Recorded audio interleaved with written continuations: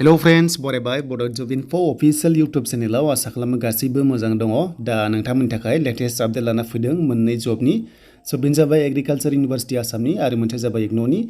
बेयाव नोंथांमोना साख्रि मोननो हागोन दा बेयाव सोरबादिया एलिजिबल जायो जों डिटेल्सखौ नायनोसै गोबाव खालामा नोंथांमोना जायफ्रा चेनेलाव गोदान साबस्क्राइब खालामना लाबोनो जाबाय दा बेफोरबायदि साख्रिनि आपडेट मोनबाय थानो दा एसएससि कनस्टेबल रिजाल्ट होआसै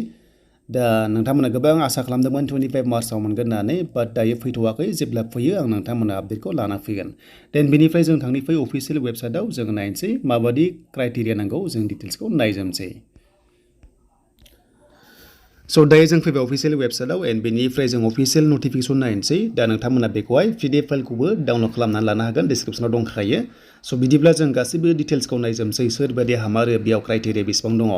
दा बेनो जाबाय अफिशियेल नटिफिकेसन दा बे जबा जाबाय कन्ट्रेक्चुवेल जब नोंथांमोना प्रजेक्टनि आन्डाराव साख्रि मावनो मोनगोन आरो गाव गावनि एग्रिकालचार अफिसावनो पस्टिं जानायनि चान्सेसखौ दं होनना बुंदों जेराव प्रजेक्टआ सोलिगोन आरो बे पस्टआ गासै 14 दङ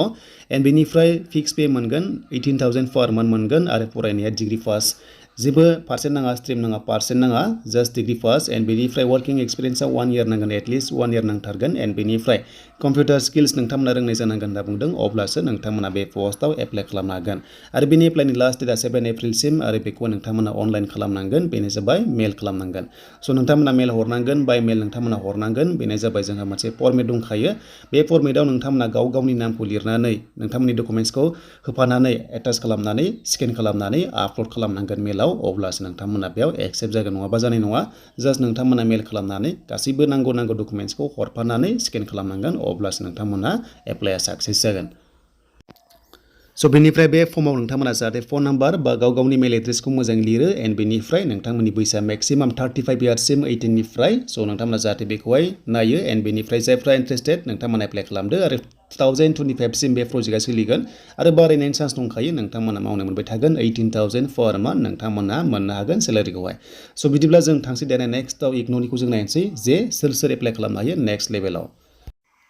दा लोगोफोर बे जाबाय अफिशियेल नटिफिकेसन दा बे जाबाय इन्दिरा गान्धी नेशनेल अपेन इउनिभार्सिटिनिफ्राय फैदों गोदान साख्रि दा नोंथांमोना एसिस्टेन्ट हिसाबै बे टाइपिस्ट पस्टआव एप्लाइ खालामनो हागोन आरो दा बेनि एप्लाइ सोलिगासिनो दङ एन्ड लास्ट डेटआ 20 एप्रिलसिम थागोन आरो एग्जाम डेट ओंखारथ'वाखै जेब्ला एग्जाम डेट ओंखारो आं नोंथांमोना आपडेटखौ लाना फैगोन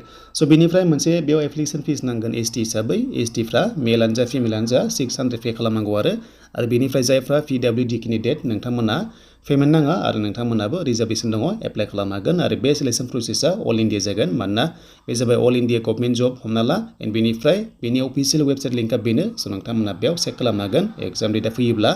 एन्ड बेनिफ्राय बेयाव फरायनाया बेसेबां नांगोन होनोब्ला हायार सेकेन्डारि पास खालामनांगोन नोंथांमोना minimum higher secondary and maximum बिदि गैया जास्ट नोंथांमोना हायार सेकेन्डारि पास जानाय लोगो लोगोनो खालामनो हागोन डिग्रियानो जा मायानो जा बिदिब्ला नोंथांमोननि सिलेक्सन प्रसेसआ एग्जाम जागोन 150 मार्क्सनि एग्जाम 150 कुइसन फैगोन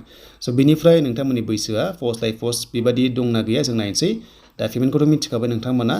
दा बैसोआ मिनिमाम 18 इयार्स अके मिनिमाम 18 इयार्स मेक्सिमाम नर्मेलाव 27 बाट जोंनि STआ 32 इयार्ससिम बे पस्टआव एप्लाइ खालामनो हायो मानोना जोंहा बारा मोनखायो 5 इयार्स एन्ड बेनिफ्राय सिलेक्सन प्रसेस होनोब्ला चेस पास एन्ड बेनिफ्राय टाइपिं स्पिड नायगोन नोंथांमोनखौ लास्टआव बेनो जाबाय इंलिसावबा 40 वर्ड्स पर मिनिट लिरनांगोन आरो हिन्दीबा 35 वर्ड्स पर मिनिट नोंथांमोना लिरनांगोन दा बेखिनियानोमोन लोगोफोर अफिशियेल नटिफिकेसन नोंथांमोना नायनोब्ला डिसक्रिप्शनाव दङ डाउनलड खालामदो एन्ड बेनिफ्राय इन्टारेस्टेड मोनदोंबा एप्लाइखौ खालामबानो जाबाय